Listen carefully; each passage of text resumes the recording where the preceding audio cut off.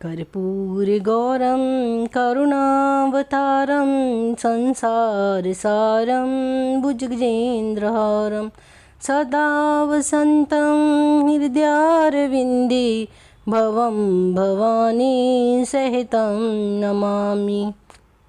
मैं गीता रानी, मेरे YouTube channel धार्मिक सोच में आपका स्वागत है। आइए आज हम श्रावण मास के 12वें अध्याय स्वर्ण गौरी व्रत कथन के बारे में जानते हैं। श्रावण मास महात्म्य 12वां अध्याय स्वर्ण गौरी व्रत का वर्णन तथा व्रत कथा। ईश्वर बोले, हे ब्रह्मपुत्र, अब मैं स्वर्ण गौरी का शुभ व्रत कहूँगा। यह व्रत श्रावण मास में शुक्ल पक्ष तृतीया तिथि को होता है। इस दिन प्रातः काल स्नान करके नित्य कर्म करने के बाद संकल्प करें और 16 उपचारों से पार्वती तथा शंकर जी की पूजा करें। इसके बाद भगवान शिव से प्रार्थना करें, हे देव आइए, हे जगतपते, मैं आपसे प्रार्थना करता हूँ, हे सुर सक्तम, मेरे द्वारा की गई पूजा को आप स्वीकार करें। इस दिन भवानी पार्वती की प्रसन्नता और व्रत की पूर्णता के लिए दंपतियों को 16 वायन प्रदान करें और द्विज श्रेष्ठ की प्रसन्नता के लिए मैं ये वाइन प्रदान करता हूँ, ऐसा कहें। चावल के चूर्ण के 16 पकवानों से 16 बांस की टोकरियों को भरकर तथा उन्हें वस्त्र आदि से युक्त करें और पुनः 16 द्विज दंपतियों को बुलाकर इस प्रकार कहते हुए प्रदान करें कि व्रत के संपूर्णता के लिए मैं ब्राह्मणों को यह प्रदान कर रहा हूँ। मेरे कार्य की समृद्धि के लिए सुंदर अलंकारों से विभूषित तथा पतिव्रते से सुशोभित हे शोभामयी सुहागिन स्त्रियों, इन्हें ग्रहण करें। इस प्रकार 16 वर्ष अथवा 8 वर्ष या 4 वर्ष या 1 वर्ष तक इस व्रत को करके शीघ्र ही इसका उद्यापन कर देना चाहिए। पूजा के अंतर कथा का श्रवण करके वाचक की विधिवत पूजा करनी चाहिए। संत कुमार बोले, हे प्रभु, इस व्रत को सर्वप्रथम किसने किया, इसका महात्म्य कैसा है और इसका उद्यापन किस प्रकार करना चाहिए, वह सब आप मुझे बताइए। ईश्वर बोले, हे महाभाग, आपने उत्तम बात पूछी है। अब मैं आपको समक्ष मनुष्य की सभी संपदाएं प्रदान करने वाले स्वर्ण गौरी नामक व्रत का वर्णन करता हूँ। पूर्व काल में सरस्वती नदी के तट पर सुविला नामक विशालपुरी थी। उस नगरी में कुबेर के समान चंद्रप्रद नामक एक राजा था। उस राजा की रूप लावण्य से संपन्न, सौंदर्य तथा मंद मुस्कान से युक्त और कमल के समान नेत्रों वाली महादेवी और विशाला नामक 2 भार्याएं थीं। उन दोनों में ज्येष्ठ महादेवी नामक भार्या राजा की अधिक प्रिया थी।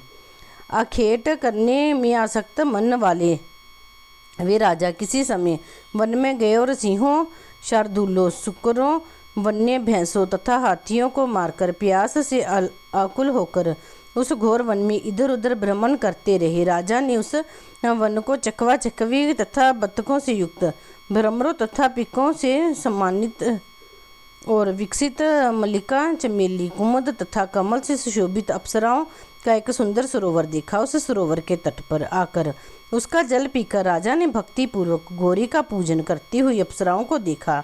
तब कमल के समान नेत्रों वाले राजा ने पूछा, आप लोग यह क्या कर रही हैं?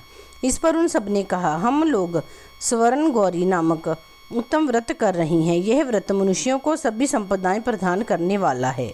हे नृपश्रेष्ठ, आप भी इस व्रत को कीजिए। राजा बोले, इसका विधान कैसा है और इसका फल क्या है, मुझे यह सब विस्तार से बताइए। तब वे सारी स्त्रियां बताने लगी, हे राजन, यह स्वर्ण गौरी नामक व्रत श्रावण मास की शुक्ल पक्ष की तृतीया को किया जाता है। इस व्रत में भक्ति पूर्वक अत्यंत प्रसन्नता के साथ पार्वती तथा शिव की पूजा करनी चाहिए। पुरुष को 16 तारों वाला एक डोरा दाहिने हाथ में बांधना चाहिए।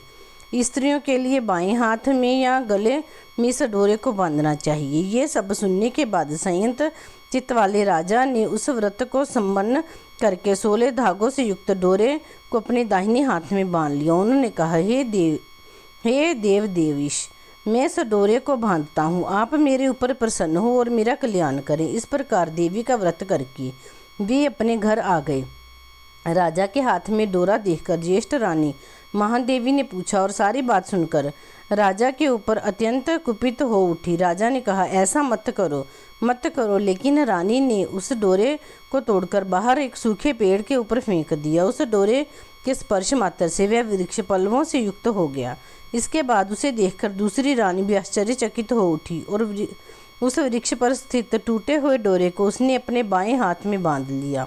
उसी समय से उसके व्रत के महात्म्य से वह रानी राजा के लिए अत्यंत प्रिय हो गई। वह ज्येष्ठ रानी व्रत के उपचार के कारण राजा से त्यक्त होकर दुखित हो वन में चली गई। अपने मन में वह भगवती देवी का ध्यान करती हुई मुनि के पवित्र आश्रम में निवास करने लगी। कहीं कहीं श्रेष्ठ मुनियों के द्वारा यह कहकर आश्रम में रहने से रोक दी जाती कि हे पापीन, अपनी इच्छा के अनुसार यहाँ से चली जाओ। इस प्रकार घोर वन में इधर उधर भ्रमण करती ही वह अत्यंत खिन्न होकर एक स्थान पर बैठ गई। तब उसके ऊपर कृपा करके देवी उसके समक्ष प्रकट हो गई। उन्हें देखकर वह रानी भूमि पर दंडवत प्रणाम करके उनकी स्तुति करने लगी। हे देवी, आपकी जय हो, आपको नमस्कार है। हे भक्तों को वर देने वाली, आपकी जय हो। शंकर के वाम भाग में विराजने वाली, आपकी जय हो। हे मंगल देने वाली, आपकी जय हो। तब देवी की भक्ति के द्वारा वरदान प्राप्त करके और उन गौरी की अर्चना करके उसने जो व्रत किया उसके प्रभाव से रानी के पति उसे घर ले आए। उसके बाद देवी की कृपा से उसकी सभी मनोकामनाएं पूर्ण हो गई। राजा सभी समृद्धियों से संपन्न होकर उन दोनों के साथ पूर्ण रूप से राज्य करने लगे।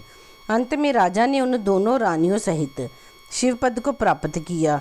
जो स्वर्ण गौरी के इस व्रत को करता है वह मीरा तथा गौरी का अत्यंत प्रिय होता है और विपुल लक्ष्मी प्राप्त करके तथा भूलोक में शत्रु समूह को पराजित कर शिवजी के विशुद्ध लोक को जाता है। हे संत कुमार, अब आप दक्षित होकर इस व्रत के उद्यापन की विधि सुनिए। चंद्रमा तथा तारा बल से युक्त शुभ तिथि तथा शुभ वार में एक मंडप बनाकर उसके मध्यम में अष्टदल कमल के ऊपर धान्य रखकर उस पर एक कुंभ स्थापित करें। पुनः उसके ऊपर 16 पल प्रमाण का बना हुआ एक तिल पूरित ताम्र में पूर्ण पात्र रखें और उस पर पार्वती शंकर की 2 प्रतिमाएं स्थापित करें।